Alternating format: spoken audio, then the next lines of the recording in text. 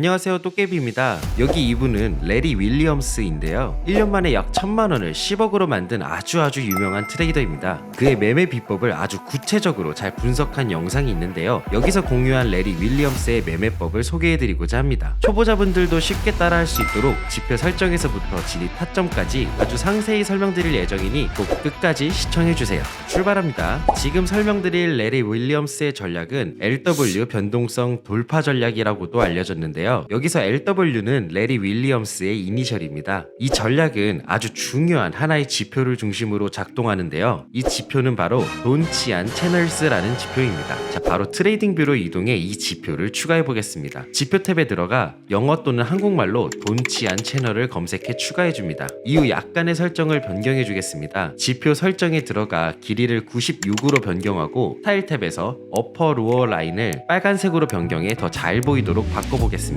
여기서 짚고 가야 할 한 가지 중요한 점은 이 전략은 5분봉에 최적화된 전략이라는 겁니다. 레리 윌리엄스도 5분봉을 활용했다고 하는데요. 이에 맞게 사용하시기를 권장드립니다. 돈치안 채널 지표는 이렇게 3개의 선으로 구성되어 있는데요. 중간선은 시장의 평균 회귀 지점을 보여줍니다. 즉, 이 라인 부근을 중심으로 가격들이 주로 맴도는 모습을 보여주는데요. 또한 이 중간선을 기준으로 추세를 파악할 수도 있습니다. 중간선 위로는 상승 추세, 아래로는 하락 추세라고 할 수 있겠네요. 위아래 빨간 밴드선은 주로 지지 저항의 역할을 수행하기도 하고 돌파 지점으로도 활용될 수 있습니다. 가격이 상단 밴드를 돌파하면 계속해서 상승하는 흐름을 보여주는 경우가 있는데요. 이 점이 레리 윌리엄스 전략의 핵심입니다. 하지만 이 지표만으로 매매를 하기에는 분명 한계점이 존재하는데요. 특히 시장이 이렇게 횡보하는 경우에 문제가 발생할 수 있습니다. 횡보장에서는 상단과 하단 밴드의 폭이 좁아지기 때문에 가격의 작은 움직임에도 밴드를 돌파하는 경우가 빈번해지고 결국 가짜 시그널이 많이 나타나 손실을 볼 수 있습니다.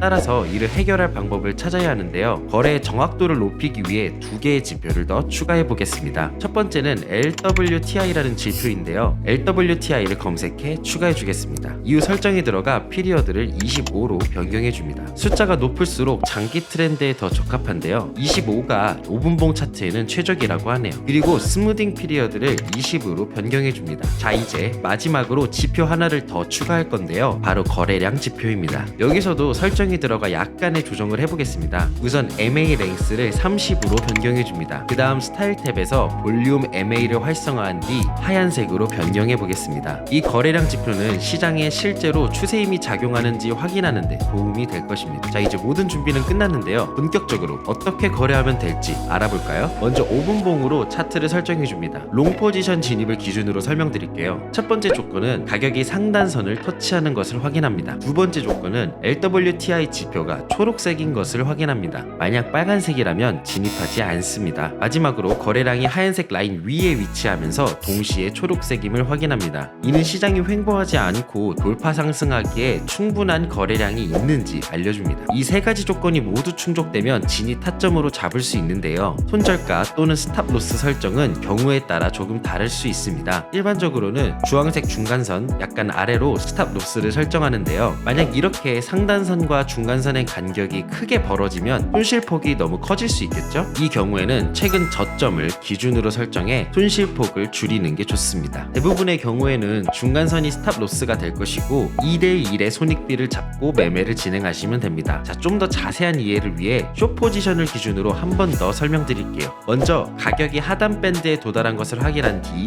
LWTI 지표가 빨간색인지 확인합니다. 그리고 거래량이 흰색 선 위에 위치하고 이번에는 빨간색인지 확인해줍니다. 이제 이곳을 진입 타점으로 잡고 중간선을 스탑 로스로 잡은 뒤 이를 기준으로 2대1의 손익비를 설정합니다. 간단하죠? 기본적인 전략은 모두 설명드렸는데요. 좀 더 심화판으로 중요한 점 한 가지만 더 전달드릴게요. 여기 차트에서는 앞서 설명드린 3가지 조건이 모두 충족되어 있는데요. 이렇게 가격이 상단선을 터치하고 LWTI는 초록색이고 거래량도 선 위에 초록색입니다. 하지만 결과는 가격이 쭉 빠지게 됐는데요. 왜일까요?